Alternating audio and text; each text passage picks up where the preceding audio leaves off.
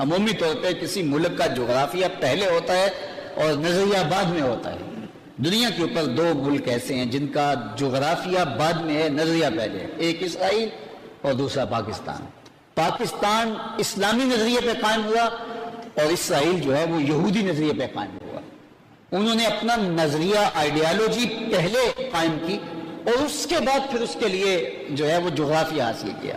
اسی طرح ہمارا یہ حال تھا۔ پاکستان کا مطلب کیا، لا الہ الا نعرہ بھی پہلے تھا، پاکستان کا نام بھی پہلے تھا، پاکستان کا نظریہ بھی پہلے تھا، پھر خطہ زمین حاصل کیا گیا۔ اس لیے ایک بات آخر میں یہ بھی عرض کر دوں کہ پورا عرب بھی اسرائیل کو تسلیم کر لے، پاکستان کا نظریہ اس بات کا معنی ہے کہ اسرائیل کو تسلیم نہیں کیا جائے۔ اس لیے پاکستان کھڑا ہی نظریہ اسلام پہ ہے۔ اس لیے ہمارے تو پاسپورٹ کے اوپر لکھا ہے کہ یہ پاسپورٹ جو ہے سوائے اسرائیل کے دنیا کے ہر ملک کے لیے کارآمد ہے۔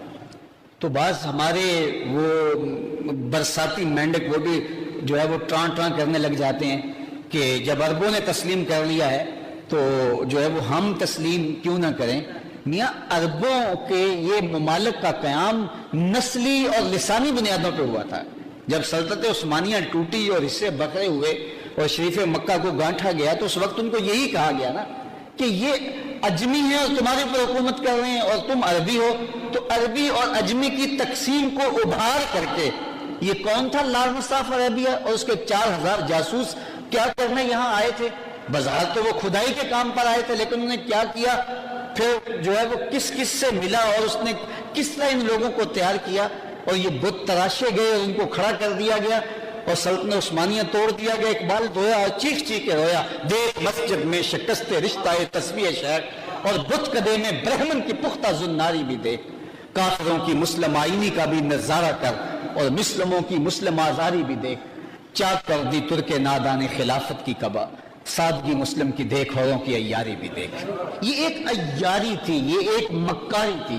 دیکھیے سلطنت عثمانیہ کے حصے بکھرے کر دیے، توڑ دیا، اور یورپ یونین اور ریاستہائے متحدہ امریکہ یہ خلافت کی طرز پہ قائم کیے گئے، یعنی وہ خود مختلف قومیتوں زبانوں کے حامل جو ہے وہ ایک نظریے پہ جمع ہو کر کے ایک جو ہے وہ وحدت قائم کرتے ہیں، اور جو وحدت موجود ہے اس وحدت کو توڑ کے ٹکڑوں میں بانٹ دیتے ہیں۔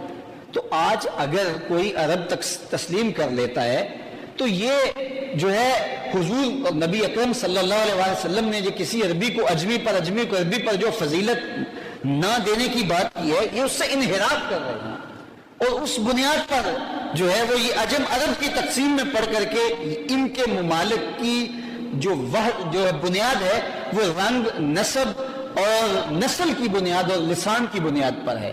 لیکن پاکستان اسرائیل کو اس لیے کبھی تسلیم نہیں کر سکتا کہ ہماری بنیاد نہ نسب پر ہے، نہ رنگ پر ہے، نہ زبان پر ہے، محمد عربی کی غلامی پر۔ تو نظریہ اسلام ہماری بنیاد ہے، جس طرح ان کا نظریہ یہود ہے اور ہمارا نظریہ، چونکہ یہ اسرائیل کی کوئی سرحد نہیں ہے، اسرائیل سرحدوں کو نہیں مانتا، ہر سال بعد اس کی سرحدات پھیلتی چلی جاتی ہیں، اس لیے کہ وہ کہتے ہیں نظریہ غالب ہے، سرحدات وہ گریٹر اسرائیل کے نام سے وہ پھیلنا چاہتا ہے۔